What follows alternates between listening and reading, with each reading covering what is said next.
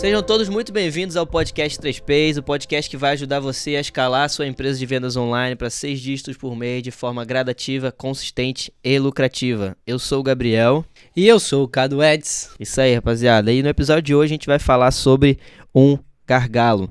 Que tipo de contratação eu preciso para continuar fazendo 6 dígitos? No episódio anterior a gente falou já um pouco sobre começar sozinho, né? Então a gente deu uma palhinha um pouco sobre algumas pessoas que a gente pode trazer para participar do time ali, ou se a forma que a pessoa consegue ser direcionada sozinho, né? E no podcast de hoje a gente vai falar sobre o Dream Team, né? A gente vai montar o time de ouro ali para conseguir manter o resultado consistente. Show de bola, Cadu? Show de bola. Então beleza, vamos lá. Só o aviso rápido pra galera antes. Todo mundo tá assistindo aqui esse podcast, a gente tá fazendo aqui uma experiência ao vivo, estamos interagindo com a galera do Instagram. Esse podcast vai ao ar pro nosso canal do podcast 3Ps. Então é podcast 3Ps, Cadu Eds. Isso. Se inscrevam no canal. Vocês que estão assistindo aí no YouTube, tá vendo pelo Spotify também, se inscreva no canal, se inscreve na nossa rede do Spotify, deixa o like, comenta o que vocês estão achando, compartilha nos seus grupos de network, isso vai ajudar bastante a gente a continuar aqui fazendo bom trabalho e trazer mais conteúdos pra galera. Show? E se tiverem alguma dificuldade para achar o canal, para acessar de uma forma mais fácil, no próprio canal do Cadu Eds a gente deixou lá linkado a playlist do podcast. Então, a partir daquela playlist ali, vocês encontram o canal. Aí fica mais fácil vocês direcionarem. Top. Show de bola? Então, vamos lá, Cadu. Uma pergunta muito interessante que a gente falou também um pouco lá no outro episódio, mas acho que complementa muito bem falar aqui. Que é, quando você começou a sua operação, e acho que é até interessante falar do seu começo lá, quando você começou a interagir com outras pessoas. Sim. Né? Como é que foi pra você? Começou ali sozinho ou já começou com alguma pessoa pra te ajudar? Um sócio, um funcionário? Como é que foi? Show de bola. Bom, a grande parada de pergunta de quando eu comecei, né, que eu tenho tempo de mercado, que existem vários começos. Pois não só tem um começo, né? Mas vamos falar que quando eu comecei do absoluto zero, em 2015. Comecei sozinho, né, comecei estudando sozinho, aplicando um pouco sozinho, como afiliado lá. E outubro isso, né? Trocava ideia com umas pessoas, tinha os grupos de networking e tal. E aí, dezembro de 2015, eu fiz uma sociedade. Foi o meu primeiro sócio que eu tive e tal.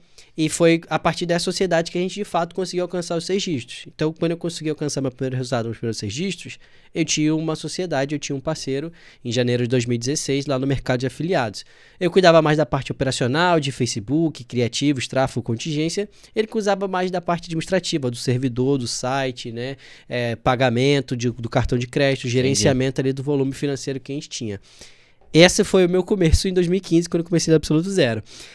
Quando a gente começou a Amaral Media, do final de 2018 para 2019, né? A gente já não começou sozinho. Sim. Por que eu não comecei sozinho? Já tinha capital pro dia, já custear uma equipe, já sabia o que fazer, então não estava começando do absoluto zero, estava recomeçando o negócio, mas não estava começando do absoluto zero. Então a gente já começou com o quê? Foi eu, você, o Michel e o Vitor. Giovannini. Isso. Então, 4 pessoas na época foi quando a gente pegou e recomeçou. Depois veio a DAI, 5 pessoas ali. Foi quando a gente teve o nosso time ali já no início de 2019, começando a operação da Amaral Media, a operação de dropshipping. Foi. Não, show de bola. E lá no começo, né, quando você tava ali da Amaral Media aqui agora, como é que foi o processo para você delegar ali as tarefas que você ia passar para aquela galera que você tinha ali? Show de bola. Eu tinha noção que eu precisava ter gente, né, no time para poder executar as coisas, para a gente poder alcançar o faturamento, o resultado que a gente queria, mas eu ainda não tinha 100% a experiência de ensinar, de passar para as pessoas, né? De 2016 a 2018 a gente tinha participado de uma operação que tinha tido várias pessoas, mas eu não era responsável por todas as pessoas como eu estava passando a ser agora na Amaral Media naquele momento. Eu era responsável só por algumas pessoas diretamente que eu tinha contato ali, mas não por toda a operação. Então, tipo assim, aprender a delegar nesse momento, nesse início, foi difícil, porque eu estava acostumado a próprio exemplo que eu dei, né, no último episódio, que era do cara pegar e ter as pessoas passivas na empresa e ele simplesmente ser responsável por tudo, por trazer a venda. Você estava com a gente lá em 2019, então você pode lembrar. Você só editava vídeo que a gente te mandava. Sim. Você não tinha nenhum tipo de iniciativa em nada. Assim como no caso Giovanni, no caso Michel, eles faziam a contingência, fazia ali um pouco de subir as campanhas também, mas só o que eu mandava. Sim. Eles não tinham nenhum tipo de proatividade, não pegavam, não conseguiam executar nada. Então tava todo mundo dependendo só de mim. E foi um processo árduo de eu conseguir aprender e entender como que eu tinha que passar para as pessoas. Tanto é que a gente investiu bastante, né? Nesse mês aí, nesse ano de 2019, nesse primeiro semestre, a gente investiu mais de 100 mil reais em consultorias e cursos, etc., imersões de gestão, simplesmente para eu poder pegar e aprender um pouco mais e desmembrar, né, esse raciocínio ali. Para quando eu pude começar a falar disso, né, no final de 2019, eu já ter tido toda essa base de já ter visto na prática em 2016 a 2018, mas ter executado por mim mesmo, de treinar as pessoas e começar a delegar para elas. E agora, depois ainda dizendo 20 e 21, e mais ainda, meu raciocínio, minha capacidade disso melhorou 300%. Tanto é que hoje, basicamente, eu não aprendo nada. Quem aprende é você, é o Marcelo, é o Michel. Tem a galera pra poder desenvolver essas partes, né? Exatamente. Muito show. Mas como foi que pra você decidir ali, na época quando tava lá nós três, as tarefas que você ia passar pra essa galera? Tipo, você foi mais pela parte operacional que você ia passar ali pras pessoas ou pela habilidade que essas pessoas tinham que você não dominava, algo do Show tipo? de bola. Então, a gente mencionou um pouquinho disso no outro, né, da questão do DISC. Isso. Quando a gente começou a ter as pessoas, eu comecei a estudar muito mais, né, sobre pessoas, sobre delegação, sobre entender como que você monta o Dream Team. E eu conheci o DISC a partir disso, né, que é uma metodologia para você poder pegar e mapear perfil comportamental de pessoas, identificar pontos fortes, pontos fracos e boas atividades. Então, a partir do DISC, a gente fez o teste, todos vocês, e eu consegui entender mais o perfil comportamental e onde vocês podiam se sobressair. Você já vinha com a habilidade prévia de vídeo, de imagem, etc. Então, basicamente, foi isso que você pegou e fez que a gente precisava. Sim. Mas, no caso, tinha o Michel e tinha o Vitor e o Giovannini, que eu, no início, tentei me replicar neles. Uhum. Você tentou falar o assistente que você falou no outro Não episódio. necessariamente o assistente, porque ainda não tinha esse raciocínio. Entendi. Ainda não tinha esse raciocínio eu desenvolvi depois. Mas eu tentei fazer eles de gestores de tráfego, Aham, que era o que eu era na época. Entendi. Antes de como começar ali a minha operação. E o Michel tinha aptidão para isso, tanto é que ele tá com a gente até hoje, e o Giovanni não tinha tanto. Uhum. E a partir disso, eu fiquei tentando, não foi bom. E depois eu entendi que ele era mais pro lado de copy, mais pro lado de escrita, mais pro lado de texto. Então eu comecei a desenvolver e investir nele para esse lado. Direcionar ele para esse lado. Direcionar para esse lado. Então foi dessa maneira inicial que a gente foi se dividindo. Só entendi como eu precisava, ou cada atividade que eu precisava pegar e passar para vocês, baseado no DISC. Porque eu entendi o perfil comportamental. Entendi o que vocês poderiam pegar e desenvolver de melhor. E também eu sabia como é que era a operação. O que a gente queria pegar e construir. Então, a partir disso, eu consegui pegar e ir delegando as tarefas aos poucos e vocês irem executando, aprendendo, errando e fazendo acontecer, né? Entendi. Show de bola. E acho bem bacana passar pro pessoal também que esse perfil do DISC, ele é bem importante e faz parte do nosso processo até hoje, né? Sim. Fazer esse DISC com o pessoal. E ele não é estático. Ele tem que ser o resultado refeito. Da pessoa. Exatamente. O seu perfil já mudou 3 vezes. Sim. Não sei se você tem essa noção claramente, mas sim. Eu e a Dai, que estamos sempre ali acompanhando o RH, etc. Eu lembro que no primeiro teste que eu fiz, o meu deu influente e estável. Uhum. Eu lembro até que a gente estava falando lá, que quando a gente fez esse teste com o time, o meu resultado deu isso, e você tinha falado que a gente precisava de mais pessoas com esse meu perfil. Sim. Né, pra gente desenvolver as paradas. Sim, então. E mudou. Porque você, como pessoa, mudou 3 anos, etc. As coisas que você faz, vai. E de todas as outras pessoas também muda. Então isso é importante pra galera pegar e entender que não tá escrito em pedra, tá? E uma pessoa não é 100% uma coisa. Ela tem todos os quadrantes. Só que tem um momento da vida, um momento da parada que ela tá mais pra um lado e outro momento que ela vai estar mais pro outro.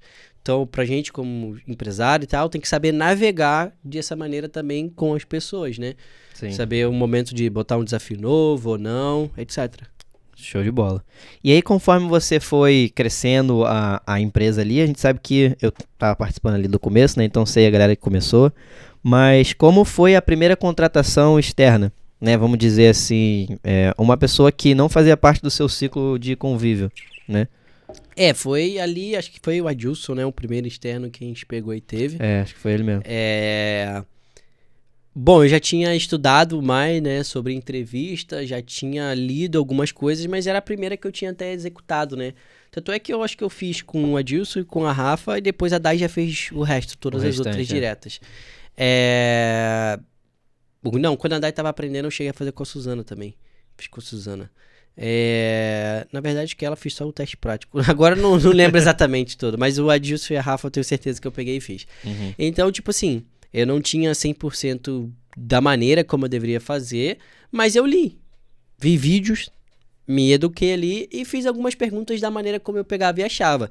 Só que mais importante pra mim, e até hoje, na minha opinião, do que as perguntas que a gente faz e tal, é ver os perfis comportamental da pessoa, né? Os testes que a gente passa de mapeamento de perfil, que é o consciente positivo e o DISC, e também ver a resposta dela para determinadas coisas. E no final, cara, hoje eu consigo ter isso bem claro, mesmo não executando as entrevistas, que é a Dai que executa a maioria, praticamente todas, é ler a pessoa, sabe? Tipo assim, a longo prazo, como assim? a longo prazo, as pessoas, a maioria delas, elas devem ter isso também inconscientemente. Mas depois você desenvolve isso, principalmente sendo empresário lidando com as pessoas conscientemente, que é o quê? Bater o olho na pessoa, trocar meia hora, 15 minutos de conversa com a pessoa e entender a dinâmica dela, entender como é que ela faz. Isso você consegue pegar e com algumas perguntas específicas, né? Tipo assim, me conta qual foi o último desafio que você venceu. A pessoa vai falar sobre qualquer coisa, o último desafio. Ela pode falar, o último desafio que eu venci foi conseguir perder 10 quilos. Uma pessoa pode pegar e falar, eu consegui entregar uma meta no meu trabalho antigo que era isso. Outra pessoa pode falar, eu consegui dar entrada na minha carteira, no meu carro, etc. É uma pergunta completamente aberta que a pessoa pode falar várias áreas. Sim. Mas a partir da resposta dela, você, a longo prazo, né, fazendo isso e identificando, você consegue entender qual tipo de pessoa é. Se ela vai falar de trabalho, ela pode estar querendo te pressionar pela questão do trabalho, pode ser uma pessoa que só fala do trabalho. Se ela falar de alguma outra área da vida, por exemplo, de família e tal, ela pode ser uma pessoa que valoriza muito a questão da família. E se você quer ter um ambiente família dentro da empresa, isso pode ser bom, né? Se você falar, a pessoa falar, não tem nenhum desafio que eu venci, você pode falar, a gente lida aqui com um desafio o tempo todo, a pessoa... Sim. Não tem nenhum desafio que ela vai falar aqui que ela pegou e venceu. Então, pode ser que ela não seja a pessoa para estar com a gente. Mesma coisa, a última coisa que aprendeu, o último livro que leu. Então, são perguntas desse tipo, abertas, não relacionadas ao trabalho, o que a pessoa executava, o que ela vai fazer, que você consegue, fazendo a pergunta certa, mapear um pouco do comportamento e as características da pessoa. E a partir disso, você aprende quais são os tipos de pessoa que você tem que trazer para perto de você e quais não são, entendeu? Entendi. Você falou uma coisa muito interessante dentro dessas perguntas que você faz, que você faz mais perguntas de comportamento do que de habilidade. Técnica, porque a técnica, a gente sabe que a gente consegue ensinar, entendeu? Principalmente no marketing digital, que o cara consegue pegar e começar do zero. Você que tá aí do outro lado pegando, assistindo, você que também tá aqui no coisa. Aprender um monte de coisa do zero, sem nenhuma base e tal, por que você não acha que uma outra pessoa do outro lado vai? O que te deixa parecido com a outra pessoa? Comportamento. Pessoa que vai pra cima, que resolve as coisas, que não se deixa abalar, que é resiliente, etc. Né? Que gosta de aprender, que é autodidata e tal. Isso é a parte mais importante, entendeu? Entendi. E você falou muito legal que a partir de um determinado momento não era mais você que fazia essa parte. Esse seu profissional de RH que você decidiu, como que você decidiu que colocaria essa pessoa nessa função? Show de bola. Porque, a gente fala de várias coisas em relação à habilidade técnica. Por exemplo, como é que eu vou botar um cara de edição de vídeo? O cara tem habilidade ali para editar vídeo e tudo mais, ou posso até ensinar para ele, mas o profissional de RH, sim, o que você acha que tem que ter nessa pessoa para conseguir, por exemplo, te ajudar a auxiliar a encontrar geralmente as pessoas que você precisa? A principal coisa é ser boa com pessoas. Naturalmente, ser uma pessoa atenciosa com as pessoas, ter uma comunicação branda com as pessoas, né? Se dar bem com as pessoas. Então, esse é o tipo de pessoa que é ali, uma pessoa naturalmente boa com pessoas. Então a gente tinha a Dai, nesse caso, né? A Dai, ela trabalhou por 2 anos com suporte, com atendimento ao cliente, etc. Além de ter feito pedagogia, então ter trabalhado com crianças também e tal. Então ela sabia se comunicar devagar, né? De maneira coisa. E ela também era uma pessoa muito boa com pessoas. Ela tava fazendo pra gente, na época, era a nossa chefe do suporte, né? Tinha ela e a Raíssa pegando e executando as coisas. E eu entendi a necessidade da gente, quando a gente estava ali com 6, 7 pessoas, de começar a ter, de fato, um RH. Uhum. Porque a gente queria ter mais pessoas e até para cuidar das pessoas que a gente tinha. Cada vez mais estudando gestão, cada vez mais entendendo essa importância. Então, um treinamento que a gente estava fazendo de gestão na época tinha esse lado. E eu peguei a Dai e falei, olha só, estudo isso aqui, a gente vai trocar ideias juntos e tal, vai desenvolver. Mas você vai desenvolver esse lado aqui pra gente. No começo, as contratações que a gente estava fazendo externa, a gente pagava, né, uma headhunter, que era a pessoa assim que você dá a vaga para ela, a pessoa que você quer, e ela te cobra um valor se você contratar a pessoa, né? Uhum. A gente tinha uma pessoa disso, essa pessoa pegava, procurava as pessoas, trazia pessoas com perfis parecidos do que a gente falava e a gente tinha que fazer a entrevista. Daí começou a relacionar com essa pessoa, começou a entender que tipo de coisas a gente tinha que mandar pra ela achar as pessoas, começou a ver onde ela postava as coisas e ela começou a experimentar. Uhum. Começou a postar pra gente, começou a entrevistar pra gente, começou a formular as perguntas dela, começou a criar os relatórios, né? E ela depois desembestou a fazer isso aí e ela tá fazendo pra gente até hoje, né? Show de bola. E você acha que então, pra puxar pelo menos a primeira pessoa, ou não necessariamente também só a primeira pessoa, né? É mais interessante que eu procure uma pessoa como essa, um headhunter, ou que eu procure pessoas ao meu redor, indicações, por exemplo? Boa. Cara, acho que não tem muito resposta certa, sabe? No início, porque você falou, no início pra começar. No início é quando, né? Tipo assim, o cara ainda não tem segurança, porque muitas vezes a pessoa quer trazer uma pessoa pra ajudar ela, mas ele não tem segurança ainda do negócio dele. Sim. Então ele quer trazer um familiar, um amigo, alguém conhecido, porque se dá merda, tá em casa. Mas quando você traz uma pessoa estranha, de fora, completamente fora de tudo que você conhece, a responsabilidade é muito maior. Você tem uma responsabilidade muito maior com aquela pessoa e tal. Então, tem que saber qual momento a pessoa pega e tá nesse caso, né? Mas, vamos lá. Ela quer trazer alguém de fora. Então, que geralmente é assim, depois do terceira pessoa, a maioria das vezes acontece isso, né? Na primeira, na segunda, você acaba pegando indicação. Mas a partir da terceira e tal, você começa a pegar gente de fora e tal.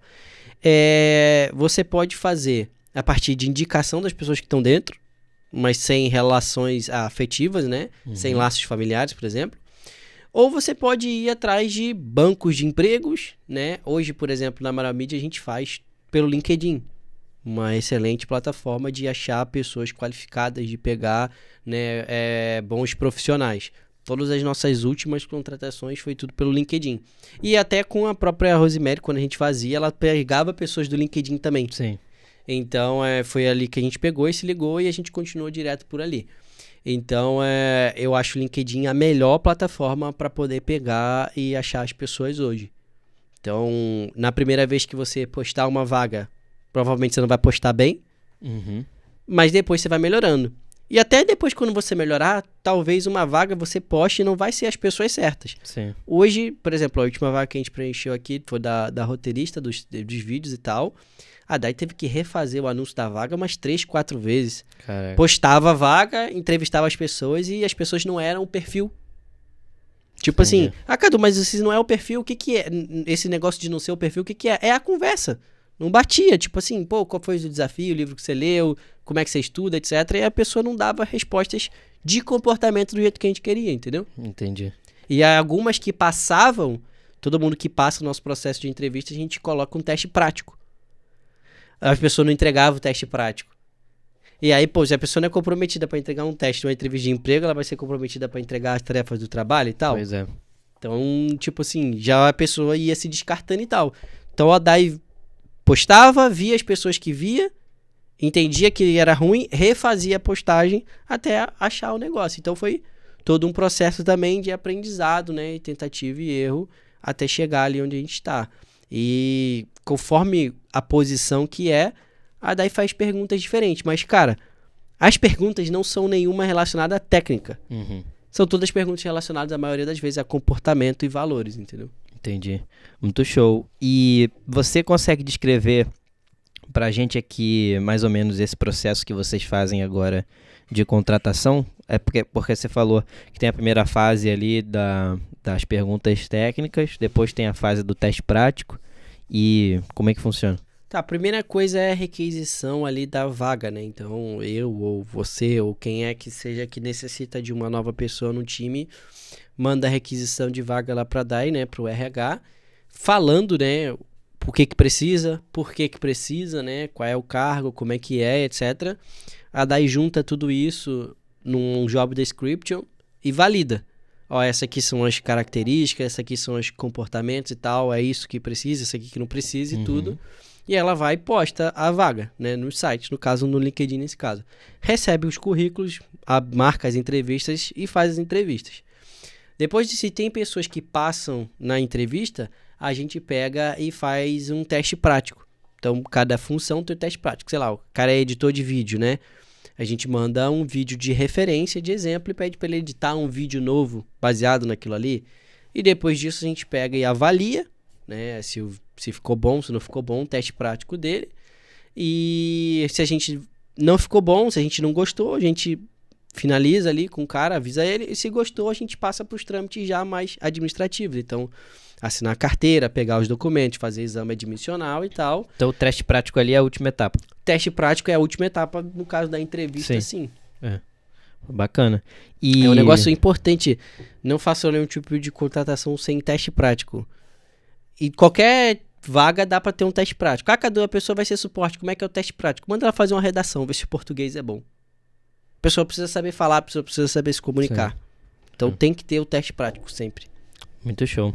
E qual que é, por que tem um teste tão grande assim? Qual que é a importância de ter todas essas etapas para você contratar uma pessoa? É, para justamente você poder pegar e ter uma maior taxa de acerto, né? Qualificar bem as pessoas, porque é muito caro contratar.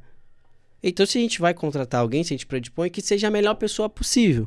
Então, a gente cria filtros para poder encontrar as melhores pessoas possíveis. Parte do princípio que todo mundo tem boa intenção, todo mundo vai falar que é o melhor e tal, mas na prática mesmo a gente precisa ver, né? Sim, muito interessante. Tem uma, eu acho que quem eu ouvi falando isso foi o Marcelo Germano, né? Que é contrate devagar e demita rápido, né? Tem pessoas que gostam de contratar rápido, demitir rápido e tal, a gente gosta de contratar devagar e se tiver necessidade sim demitir rápido, porque... a gente consegue perceber claramente, depois que a gente tá nesse jogo, qual é o tipo de pessoa que a gente quer perto e qual não é. E se vem alguma pessoa que não tá ligada, né, com o que a gente quer, a gente tira a pessoa rápido para não dar problema, não contaminar o time, as outras pessoas, tudo. Então o processo de contratação é demorado, sim, e se tem uma pessoa que não tá dentro de acordo nas primeiras semanas, meses e tal, né, a gente pega e elimina. Isso tudo é você sabendo avaliar bem, não só o trabalho. O trabalho, nesse caso, na minha opinião, ele é o menos importante. O mais importante é o comportamento. Porque no início a pessoa é iniciante, ela vai errar, vai ter dúvida, ela vai perguntar, etc. Mas se ela tiver a atitude correta, o comportamento correto, é isso que faz diferença para ela poder continuar a longo prazo e ser uma pessoa capaz de se desenvolver. Show de bola. E agora partindo para uma parte mais técnica, vamos dizer assim. Como que eu sei quem são as pessoas que eu preciso trazer para o meu time? Eu acho que aqui é uma hora interessante para a gente poder falar um pouco sobre o organograma. Sim. Bom, depois de ter lido 3 vezes, 4 vezes o mito do empreendedor, cada vez mais fica mais clara a importância para mim do organograma e tudo isso, né? Então hoje, se eu for começar uma operação, se for ter um negócio, etc., eu preciso entender como esse negócio vai estar quando ele estiver pronto. Porque eu considero o negócio como a construção de uma casa, de um prédio, etc. Não dá pra construir uma casa, um prédio, sem ter a visão de como é que vai ficar pronto. Sim. Você, tem habilidade de desenho, não sei se você tem mais, mas você já tive antes. Já tem bastante tempo que eu não desenho nada. Mas, por exemplo, você sabia como é que o desenho ia ficar quando ficava pronto. Você tinha uma referência dele pronto e ia fazendo ele. Né? Ia construindo ele ali ao longo do caminho. Então as pessoas, a maioria das vezes, elas querem construir uma empresa, querem construir um negócio, mas não tem referência de como vai ser quando ele ficar pronto. Simplesmente não tem, ela vai fazendo, vai acontecendo. E Sim. se a gente faz isso para construir uma casa, acontece o quê? Acontece um puxadinho. Que uma casa que tem um monte de puxadinho pro lado, pro outro, sem organização nenhuma. Tem janela onde não tem que ter janela, porta onde não tem que ter porta, banheiro onde não tem que ser banheiro. A parte de cima é maior que a parte de baixo, né? A casa fica parecendo... Exatamente. Justamente por quê? Porque não tem organização, não tem planta. Não sabe como é que ela ia terminar antes de começar. Na empresa, tem como fazer isso. A partir do organograma. Com o organograma, a gente sabe a quantidade de pessoas, funções, etc., que a gente quer ter quando a empresa estiver pronta. Então é como se fosse uma planta. E a partir daquela planta você vai construindo etapa por etapa, pessoa por pessoa, função por função, cargo por cargo e vai entendendo o que que é. Então para quem quiser começar ali uma operação, antes de contratar qualquer coisa, define o organograma, que tipo de pessoa vai fazer o quê, quais são as demandas, etc. E a partir disso você vai pincelando e trazendo as pessoas específicas para cada área que você vai precisando de acordo com que a demanda for surgindo. Não é para, por exemplo, você começar com várias pessoas, igual eu cheguei e comecei em 2019 e tal. Não, mas é para você ter noção de quando a empresa estiver pronta, ela pegar e vai estar daquele jeito. Não que ela estiver pronta, mas que, caramba, quando a gente atingir essa meta, eu quero que ela esteja desse jeito, porque a empresa nunca ela vai estar pronta. E ela vai sempre mudando, vai sempre melhorando, vai sempre evoluindo no organograma. O nosso evoluiu várias vezes ao longo do ano, cada vez mais que aumenta o meu entendimento, cada vez mais que aumenta nossos projetos ou tal, cada vez mais que a gente aprofunda nos projetos que a gente tem, entendeu? Entendi. E pra quem não sabe como é que funciona o organograma, como é que você constrói um organograma? Bom, o organograma, né, ele basicamente, vamos dizer assim, que é a tática do time de futebol. Acho que assim vai ficar fácil pra galera poder pegar e saber. Bacana. Porque tem um goleiro, depois tem o time da defesa. Pode ser com 2 laterais, 2 zagueiros, pode ser com 3 zagueiros, pode ser com 3 zagueiros, 2 ala. Então tem tipo assim, uma bolinha aqui, depois tem 2 ou 4 bolinhas aqui que se ligam, e depois vai pro time do meio de campo. Aí tem o volante, tem o meio de campo pela esquerda, o meio de campo pela direita, o meio atacante e tal. Aí vamos dizer que tem um losangozinho assim, e depois tem os 2 atacantes. Então, um desenho de uma tática, quando você vê ela num campinho assim, você pode considerar parecido como se fosse o organograma, que tem os 2 zagueiros, depois tem os 2 laterais, um apoia o outro, depois tem o volante, etc. O goleiro é o chefe da defesa inteira. Então, tipo assim, se eu posso dar um exemplo dessa maneira, seria isso, mas qualquer pessoa que pegar e jogar no Google ali, organograma, ele vai conseguir ver um desenho muito claro, que basicamente é um esquema de pirâmide de top-down. Então tem uma pessoa em cima, um esquema hierárquico, né? Não de pirâmide, hierárquico. Tem uma pessoa em cima, abaixo tem outras 2, 3, quantas pessoas forem. Depois, abaixo dessas pessoas, tem outras pessoas também referente a isso. Então vamos lá. Tem a área de operações, que é, sei lá, o e-commerce da pessoa. Aí tem alguém responsável pela área de operações, pode ser ela mesma. Depois abaixo tem o suporte, que é uma coisa que precisa. Então tem o nome de fulano, suporte. Depois tem a área de mineração, tem o nome de outra pessoa. Então Depois tem a área de primeiro tráfego. você separa ali por alas, igual, por exemplo, o exemplo que você deu do campo, Igual a formação. pelas posições. Por tarefas ou departamentos. Departamentos. Então, o tráfego, por exemplo, um departamento. Suporte, outro departamento. Mineração de produto, outro departamento. Construção de loja, outro departamento. Design. E aí, cada disso ali você sabe, bom, numa operação completa, quando a minha empresa estivesse pronta com essa estrutura mínima que eu quero, eu precisaria dessas funções aqui, desses departamentos. Eu executo quais? Executo esse, esse e esse. E eu vou trazer uma pessoa para executar o quê? Vou trazer uma pessoa para executar essa, vou trazer uma pessoa para executar essa. Aí seria dessa forma, entendeu? Entendi. Então você começa ali pelos departamentos e depois você parte para as funções dentro desse departamento. Exatamente. Eu considero que os departamentos são como se fossem os macroprocessos e depois as funções desses departamentos são como se fosse um microprocesso. O exemplo que a gente deu no outro podcast, que seria a esteira de produto. Uhum. Então, dentro da esteira de produto, a gente pode considerar que tudo que tem lá é o departamento de marketing. Entendi. Aí dentro do marketing tem a função da mineração, tem a função da copy, tem a função da edição dos vídeos, tem a função do designer das páginas, tem a função do gestor de tráfego, tem a função do suporte. Então é um marketing aqui, um departamento, embaixo tem várias áreas do departamento que tem coisas a serem executadas ali dentro. Show de bola. E é interessante a pessoa produzir um organograma, mesmo que seja só ela na empresa? Com certeza, porque o organograma é para mapear as tarefas e coisas que tem que se a fazer. Você sabe que tem que editar vídeo, sabe que tem que fazer o suporte. Mas você quer fazer isso a vida toda? Não. Então você mapeando ali dentro do organograma, você sabe que em algum momento você vai precisar dessa pessoa, dessa função, ou que você vai executar aquilo.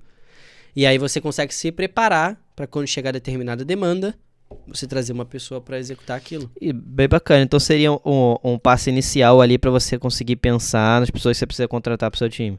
Quando você crescer, sim. É o que eu falei. É uma planta para quando a empresa estiver pronta. E quando a empresa estiver pronta, você vai ter determinadas pessoas, determinadas funções, determinadas coisas acontecerem. Um exemplo, tipo, por exemplo, da Amaral Media, hoje a gente tem o nosso campo de pessoas com as nossas funções. Até o final de 2023, em 2022, eu quero que a gente tenha algumas outras pessoas em determinadas áreas. Mas eu não vou esperar chegar a necessidade para poder pensar nessa pessoa. Eu já estou pensando agora em que tipo de áreas, quando a gente crescer, chegar na meta que a gente quer, que eu vou trazer. Isso vem da onde? Do organograma. Essa pessoa ela vai fazer o quê? Essa pessoa vai estar subordinada a quem? Entendeu? Entendi. Muito bom. E agora vamos falar do Dream Team aqui. Quem que são as pessoas que eu preciso ter na minha operação para ela funcionar redondo, contando comigo? Sim. Tá? Quem que são essas funções? Quais são essas funções? Olha, de acordo com o faturamento, isso vai aumentar ou vai diminuir. Vai aumentar ou vai diminuir. A quantidade de pessoas pra mesma função. Exatamente. De acordo com o faturamento, essa coisa vai aumentar ou vai diminuir. Mas como a gente falou no nosso último podcast 3Ps, por exemplo, tem ali, acho que a primeira pessoa, o assistente de marketing. O cara que vai inicialmente replicar você o máximo possível para poder te aliviar de várias das tarefas de sem valor para o negócio, baixo valor financeiro para o negócio e alto valor financeiro para o negócio. Tudo que a gente falou também no último podcast, assista ele. Tá linkado aqui no card. Acho que é aqui ou acho que é aqui, não sei. Então, tem essa pessoa para te trazer as tarefas. A partir desse momento, de acordo com o seu faturamento, você vai precisar de pessoas específicas para algumas áreas. Então, talvez seja suporte, provavelmente, né? Talvez seja ali uma outra pessoa para design, edição de vídeo, né? E possivelmente talvez ali uma outra pessoa para produtos e mineração. Então, eu acredito que inicialmente 5 pessoas você consegue manter uma operação de 6 dígitos ali funcionando. Bacana. Então, falando em termos aqui, como a gente sempre fala da galera inicial, beleza, a pessoa ela pode ter conseguido gerar ali os primeiros 6 dígitos sozinha, mas se matou de trabalhar, de executar as coisas, e não necessariamente ela vai conseguir manter aquela consistência se ela estiver sozinha. Exatamente, porque começou a ter rotinas que não tinha antes. Sim, então para ela ter ali uma consistência basicamente nos resultados dela, teoricamente, como a gente está falando aqui, essas 5 pessoas, esses 5 cargos seriam o ideal. Né? Considero que sim, dependendo do nível de demanda que a operação dela pode exigir. Às vezes, em vez de ser um suporte, são 2 suportes. Uhum.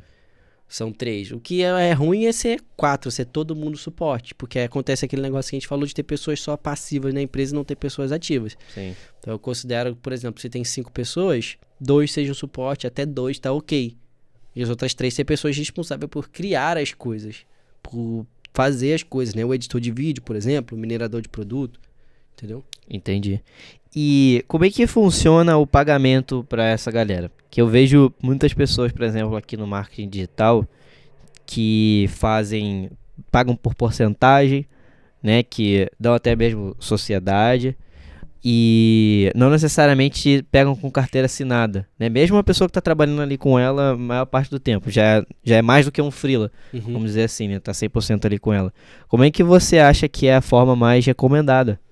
Bom, a forma mais recomendada é a carteira assinada. Claro, forma mais dentro da lei, etc., de acordo com a minha opinião, né? A forma que a gente faz, todos os nossos colaboradores são carteira assinada, não tem ninguém que é PJ nem nada, porque isso é o que eu acredito, isso é o mais correto, etc. Não vou entrar em método aqui do que a pessoa deve ou não deve fazer. Sim. Eu tô dando um exemplo do que a gente pega e faz aqui. Existem as possibilidades de você assinar a carteira da pessoa, né?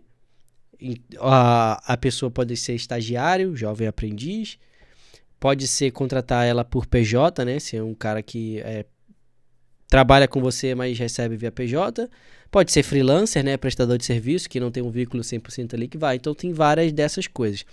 O que eu acho que vai determinar o que a pessoa pode ou não pode, deve ou não deve fazer, primeiro é o que ela acredita, o que ela quer pra ela, e segundo é o que ela pode financeiramente. Porque pode ser o mais bonito de todos o caso falar que, pô, contrata via carteira assinada, isso e aquilo, e no começo a pessoa não pode fazer isso. Então o que eu recomendo, se você não pode fazer isso, tenha freelancers. Porque o freelancer geralmente, se ele é um freelancer de verdade, se ele tem outras pessoas que ele presta serviço também, ele não é caracterizado um empregado, né? Não tem vínculo empregatício. Todas as outras coisas, se a pessoa trabalha só para você, ela tem vínculo empregatício. Então, se por algum motivo, sei lá, a pessoa quiser te processar, ela pode. Isso é um problema sério, sabe? Sim, é um problema sério, realmente. E de acordo com esse período já que você já tem... Não, antes de puxar essa pergunta aqui, eu quero falar... quantas pessoas você tem no seu time hoje? Na Amaral Media, 13. E quando você começou o ano de 2021, você tinha projetado esse crescimento? Ou você tinha projetado um pouco a mais, um pouco a menos? Como é que foi? Uma a mais era mais ou menos ali, até uma a mais era onde onde eu imaginava. Então, tá dentro sim do esperado. E para 2023, por exemplo, eu imagino mais 2 ou 3 também no máximo. Então tem essa amostragem aí, dependendo da quantidade de pessoas. Dependendo da gente alcançar o que a gente quer alcançar ou não. Entendi.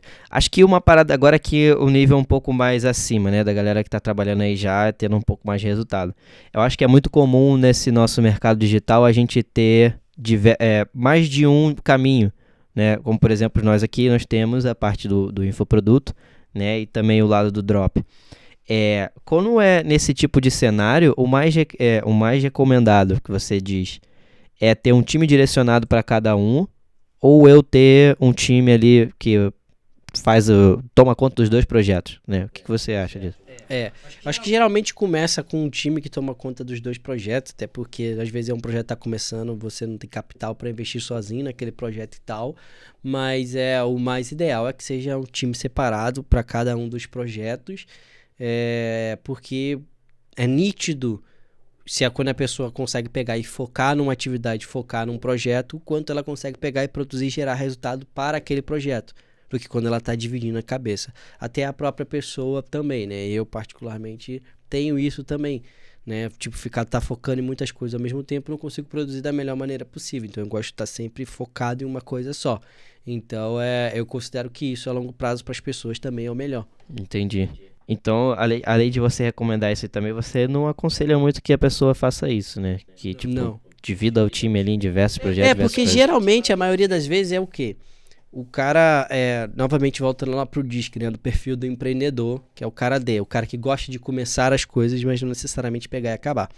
Então o cara, ele começou no dropship, etc, gerou resultado, ele começou em qualquer outra atividade.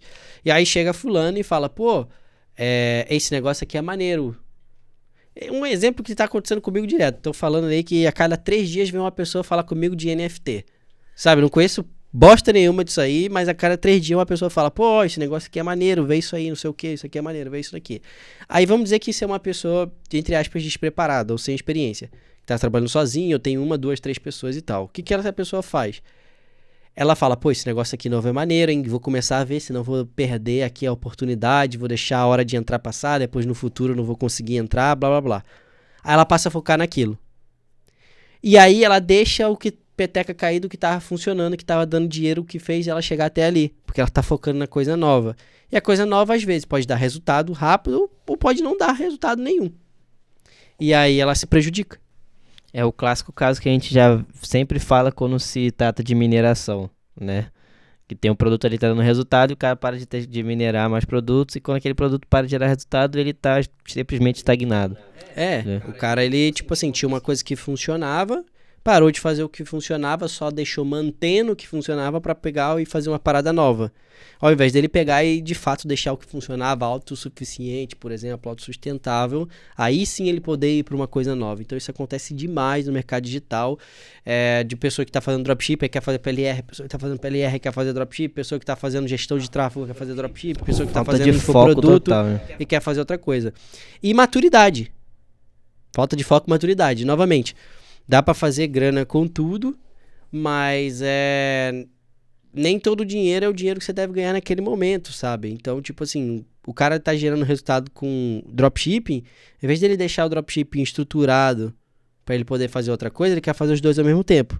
E a peteca cai, não tem como o cara pegar e fazer os dois direito, dependendo, né? Deve ter gente aí que brabo e consegue. Sim. Mas na minha concepção, na experiência do que eu já vi, não é bem assim que acontece, entendeu? Sim. Então é necessário ter um foco extremo para a parada pegar. E até para você poder aprender a habilidade máxima, que é o que a gente tá falando nesse aqui.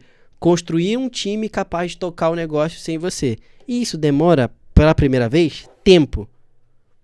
Eu ainda tô nessa jornada para o time da Amaral Media, sabe? Nem consegui completar ela ainda. Eu já tô bem avançado. Sim. Mas não consegui completar ela ainda. Mas uma coisa interessante também que é para esse momento é que, o tempo que a pessoa pode estar considerando não necessariamente é o tempo para o negócio dar certo também, é para você se acostumar com aquela parada, né? Conseguir direcionar para as pessoas que aquela funcionalidade, para aquilo funcionar de fato, sem você. Exatamente, né? Exatamente. Ensinar as outras pessoas, até porque existem pepinos novos e problemas novos que acontecem mensalmente. E às vezes nem você sabe lidar com aquilo, não teve experiência, não viu, e como é que você vai conseguir pegar e achar que uma outra pessoa que tá menos tempo que você vai conseguir lidar com aquilo. Sim. E tal. Às vezes vai, às vezes não vai. Então é importante que o cara esteja em cima e orientando as pessoas antes de querer pegar e fazer qualquer outra parada nova, sabe? Sim, muito show. Então, a gente fazer uma recapitulação aqui, que a gente já falou de bastante coisa que a pessoa pode usar de ferramentas, né? Então, a gente falou sobre o DISC, né, do perfil comportamental, que é muito interessante. Acho que vale até a pena você rodar em você mesmo e que nunca fez esse tipo de teste, né? Vou deixar aqui na descrição para você fazer. É muito bacana mesmo, você consegue perceber bastante coisa ali. É tipo signo, né? Se você acredita em signo, o perfil comportamental vai te dizer muito sobre você também. Falamos sobre contratar devagar e demitir rápido, né? Fazer perguntas ali certeiras e mais perguntas sobre comportamento do que habilidades técnicas, né? E jamais esquecer de um teste prático, né? Sim. E acho que uma outra coisa também que a gente falou foi sobre as pessoas que a gente considera ali interessante para gerar um resultado. Falamos sobre 5 pessoas. Minerador, gestor de tráfego, suporte, um assistente de marketing e mais um? Você, 5. Designer? Não, a própria pessoa. Ah, tá, e a própria pessoa, tá certo. Ao invés de design. Tá certo. Isso aí. E falamos... Não, é isso aí. Essa é a estrutura do Dream Team, que eu acho que seria na teoria aqui, como a gente está falando, né? Claro que vai variar de acordo com o resultado que você o inicial para, eu acredito, as funções ali para a pessoa poder estar fazendo 6 dígitos dentro de casa, sem precisar de muita coisa ali, consistente. Interessante isso aí que você mas falou, eu faço com 2, com casa. 3 pessoas.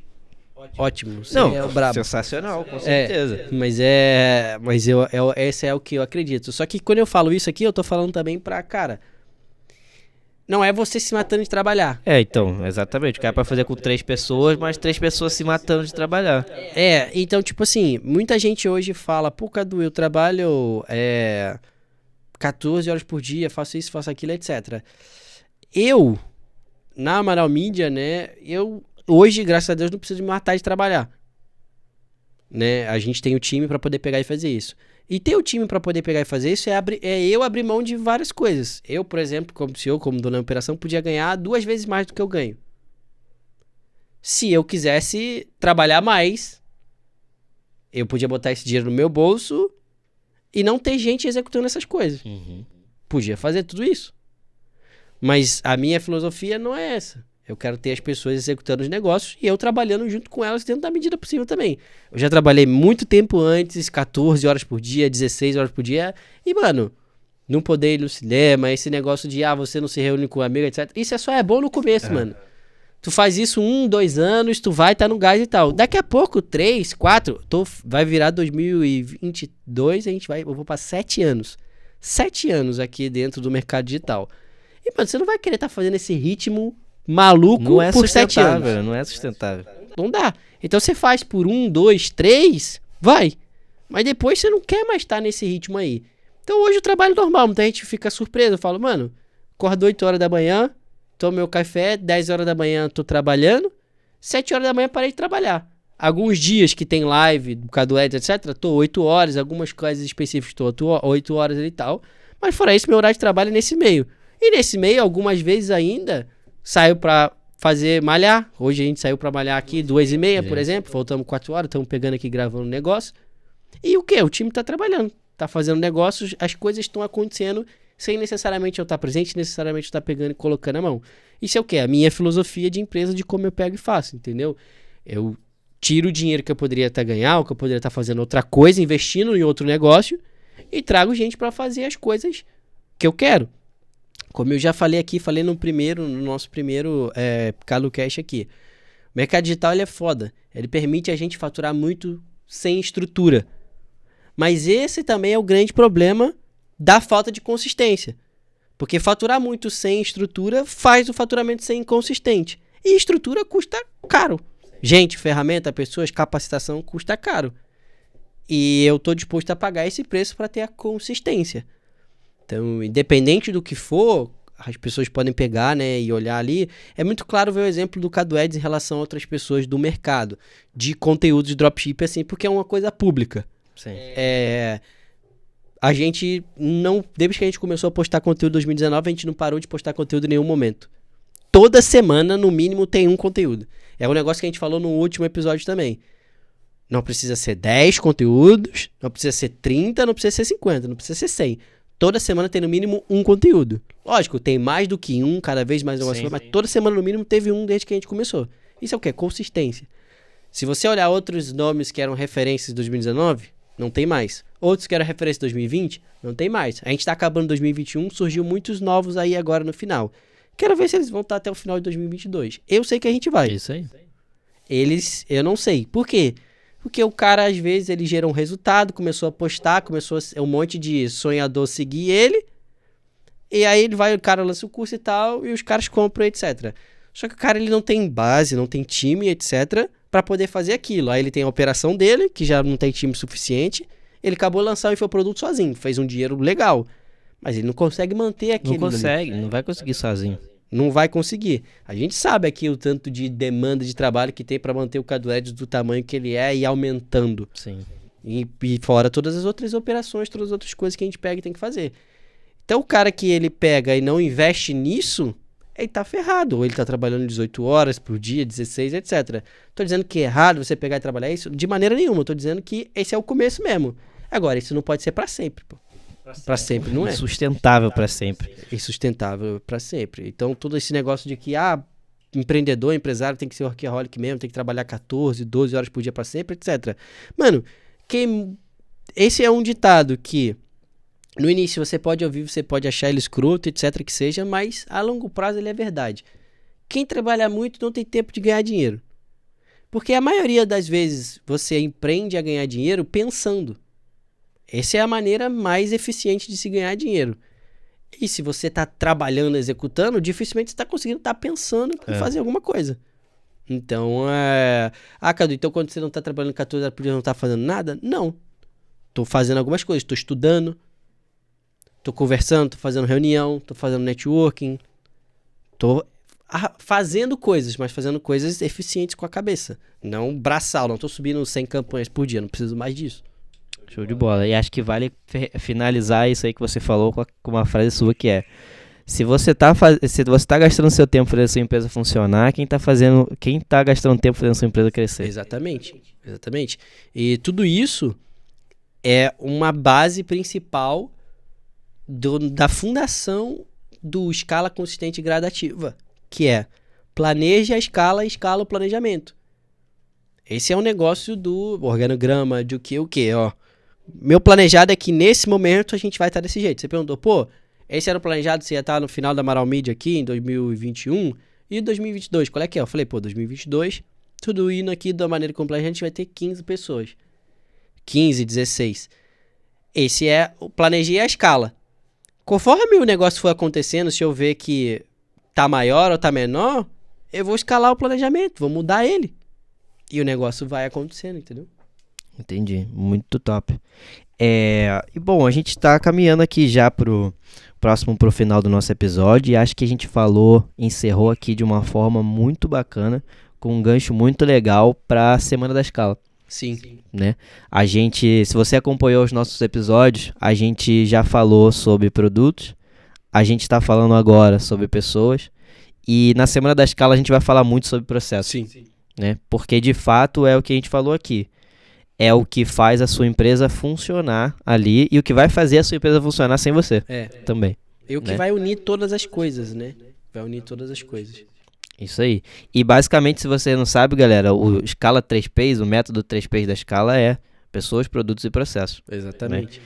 Então, olha só, eu vou falar pro pessoal que aqui na descrição a gente já vai deixar o link para a Semana da Escala, tá? Ela vai acontecer do dia 10 ao dia 16 de janeiro e vai ser um evento sensacional onde a gente vai falar sobre Facebook Ads, vai falar sobre escala, vai falar sobre os processos sobre contingência que implementa na Amaral Media e não só na Amaral Media, mas de todos os alunos que já fazem parte do método Escala 3P, né? Vamos compartilhar ali muitos ensinamentos e processos que vão fazer a pessoa desde o início começar ali de uma forma certa e quem está patinando ali no resultado a conseguir organizar a casa, né, e gerar o resultado de forma mais consistente. O Escala 3Ps é o único método de verdade que eu acredito que consegue ensinar do zero até o avançado, porque do zero ensina a pessoa a pesquisar produto, construir loja, fazer o Facebook Ads, contingência, etc.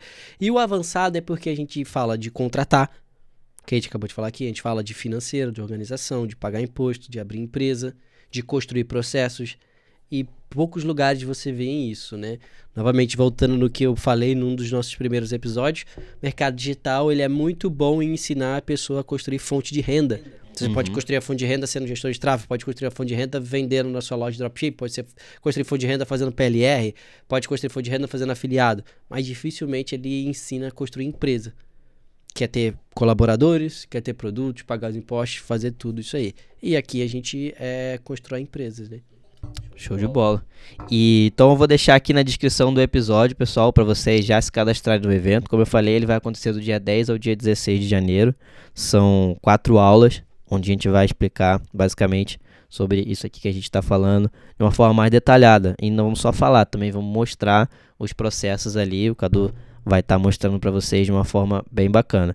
Galera que está assistindo aqui no Instagram, a gente também vai colocar o link na bio para vocês já se cadastrarem já desde agora. E acho que sobre a Semana da Escala era mais isso que eu podia pontuar aqui pro pessoal, porque, eu acho que é um evento muito importante para justamente essa mentalidade do que você falou aí, que de fato eu também acho que é o único método que ensina você a se tornar um empresário de fato, né? Porque o que a gente está falando ali não é sobre fonte de renda mesmo, né? É sobre construção de empresa. A gente fala muita coisa que o cara muitas não tá pessoas não falam. Muita coisa que o cara não está preparado para escutar. Então eu aprendi uma frase que é quando o aprendiz, né, tá pronto, o professor aparece. Então tem muita gente aí que pode estar escutando, que pode estar falando, pô, esse cara aí eu quero saber mais de Facebook Ads, quero saber de contingência, etc. Não quero ficar sabendo desses negócios que ele tá falando aí. Aí 6 meses depois ele fala, pô, vi o negócio que você falou lá, não apliquei, tive resultado até e tal, mas me ferrei, perdi tudo.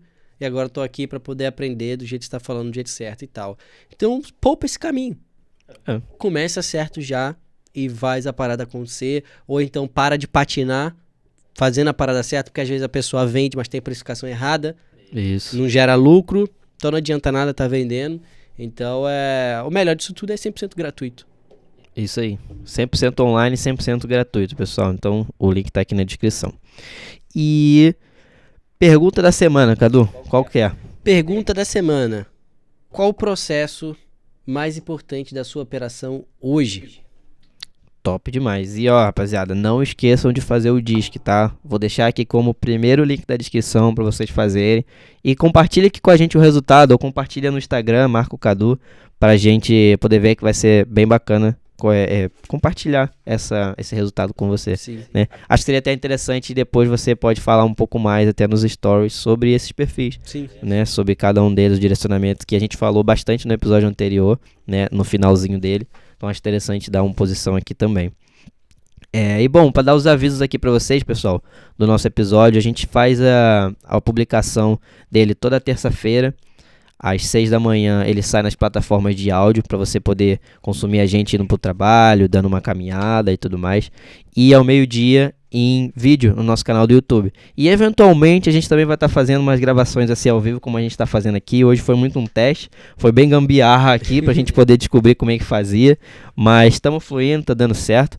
E vai ser bem bacana ter vocês sempre aqui acompanhando a gente também ao vivo quando a gente fizer e participando no canal. Não esqueça de se inscrever aqui nesse canal do podcast. E se você não encontrou ele em algum lugar, vai estar lá também linkado no canal do Cadu Eds, o canal de cortes também, onde a gente posta sempre cortes dos nossos conteúdos, além do Instagram, né, onde está sempre os cortes lá bem bacana. E se você não quiser perder de maneira nenhuma, aqui na descrição eu tenho 2 links para você.